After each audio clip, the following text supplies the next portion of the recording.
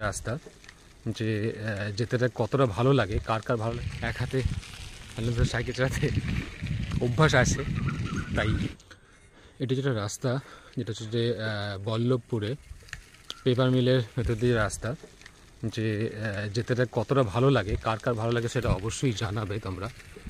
দেখো দুদিকে গাছে ভর্তি, মাঝ দিয়ে রাস্তা, পাশে ওইদিকে নদী,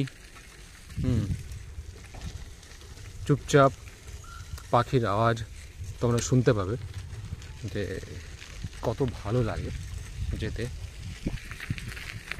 দেখো শুধু সুযোগ পেলাম, অনেকদিন আসিনি এই রাস্তা দিয়ে, তাই বেরিয়ে পড়লাম সাইকেল নিয়ে।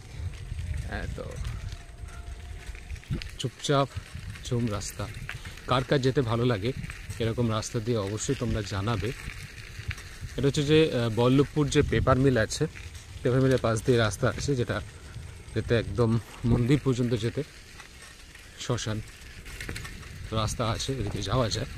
তো সেই দিকে যাচ্ছি সাইকেল নিয়ে, তো ভালো লাগে। এইদিকে হচ্ছে নদী, দামোদর নদী যাচ্ছে, দামোদর নদীর পাশ দিয়ে রাস্তাটা যাচ্ছে। তো দেখো তোমরা, ব্যাপক লাগছে, ব্যাপক লাগে।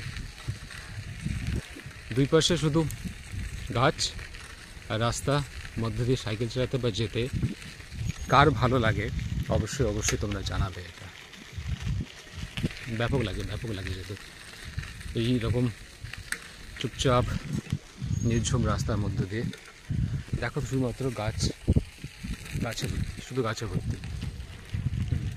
কেমন লাগে সেটা না দেখা, মানে বোঝানো যায় না না এলে।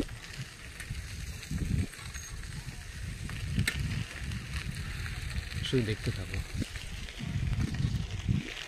রাস্তাটা অবশ্যই ভালো, এখন অনেক দিন আগে এসছি, অনেক দিন আগে না গেলে বুঝতে পারবে।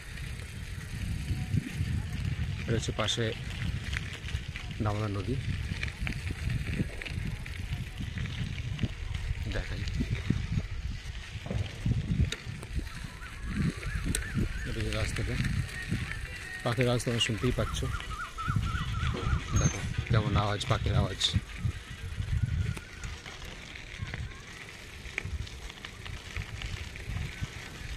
চলে এলাম যে নদী, নদী। এটা যে একটা পাম্প আছে যেখানে জল সরবরাহ করা হয়, এই যে এদিকে নদী থেকে জল তুলে সরবরাহ করা হয়।